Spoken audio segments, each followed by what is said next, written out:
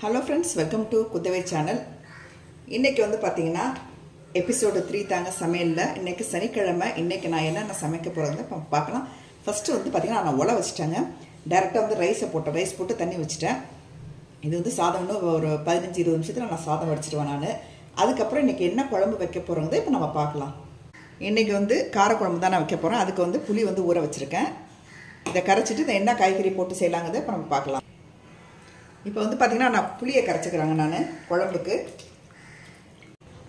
இப்போ வந்து பாத்தீங்கன்னா உல நல்லா கொதிச்சிட்டு இருக்குங்க. அதுக்கு அப்புறம் வந்து மிளகாய் பொடி சேர்த்துக்கறேன். 2 ஸ்பூன் மல்லி பொடி சேர்த்துக்கறேன். காஷ்மீர் சில்லி பவுடர் 1 ஸ்பூன் சேர்த்துக்கறேங்க கலருக்காக. அதுக்கு அப்புறம் மஞ்சள் பொடி ஒரு 1/2 ஸ்பூன் சேர்த்துக்கறேன். இது வந்து நல்லா கலந்துக்கலாம். நல்லா கரைச்சு வச்சுக்கிட்டாங்க. இப்போ வந்து இதுக்கு வந்து காய்கறி எல்லாம் கட் பண்ணிக்கலாம். இப்போ குழம்புக்கு வந்து பாத்தீங்கன்னா பூண்டு எடுத்துருக்காங்க. பூண்டு குழம்பு வைக்கிறதுக்காக. இப்போ வந்து பாத்தீங்கன்னா புளி குழம்புக்காக தக்காளி வெங்காயம் பூண்டெல்லாம் கட் பண்ணி வச்சிட்டாங்க. இப்போ வந்து சட்டியை வச்சிருக்கேன். சட்டி காஞ்சதுக்கு அப்புறம் எண்ணெய் ஊற்றி நம்ம குழம்பு தாளிச்சிடலாம். வந்து பாத்தீங்கன்னா நல்லெண்ணெய் ஊற்றிக்கிறேங்க. என்ன புளி குழம்புக்கு வந்து நல்லெண்ணெய் ஊற்றி தாளிச்சா நல்லா இருக்கும் குழம்பு. இப்போ வந்து வடகம் போட்டு தாளிச்சிருக்காங்க. இதில் வந்து நான் வந்து ஒரு தக்காளி ஒரு பெரிய வெங்காயம் பூண்டு இதை வந்து நான் கட் பண்ணி எடுத்து வச்சிருக்கேன். இதை போட்டு தாங்க இப்போ நான் தாளிக்க போறேன். இப்போ வந்து கருவேப்பிலை சேர்த்துக்கலாம். அடுத்தது வெங்காயம் தக்காளி பூண்டு எல்லாம் வதக்கிக்கலாங்க. தக்காளி நல்லா சுருளாக வதக்கணுங்க. அப்போ தான் குழம்பு நல்லா இருக்கும். சீக்கிரம் வதங்குறதுக்கு நான் அதில் வந்து நான் உப்பு சேர்த்துக்கிறேன். நம்ம கரைச்சி வச்சிருந்த புளி அது கூட சேர்த்துக்கலாங்க.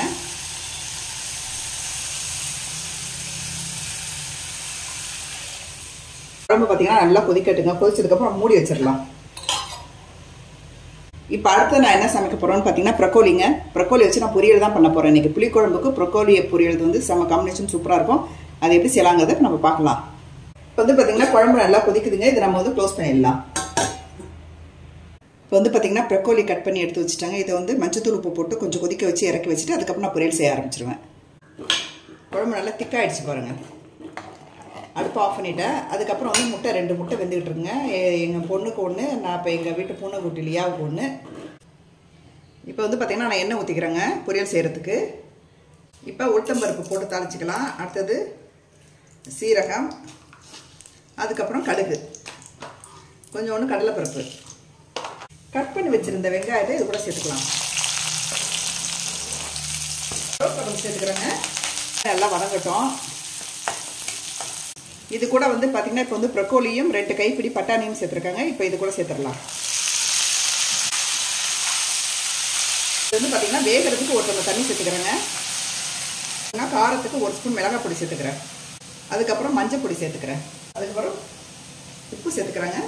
சால்ட்டு எல்லாத்தையும் நம்ம நல்லா மிக்ஸ் பண்ணிக்கலாம். ப்ரொக்கோலி பொரியல் ரெடி ஆயிடுச்சுங்க. நான் மிக்ஸி ஜாரில் வந்து தேங்காய் அரைச்சிருக்கேன். அதை வந்து இதோட போட்டுடுறேன். வந்து பார்த்தீங்கன்னா ஃபைனலாக வந்து அடுப்பு ஆஃப் பண்ண போகிறாங்க. இப்போ பொரியல் ப்ரொக்கோலி பட்டாணி பொரியல் ரெடி. குழம்பு வச்சாச்சு, சாதம் வச்சாச்சு, ரசம் வச்சாச்சுங்க. அப்பளம் மட்டும் தான் பொரிக்கணும். இன்றைக்கி சனிக்கிழமை சமையல் முடிஞ்சது. ரசம் வந்து தாளிச்சிட்டேங்க.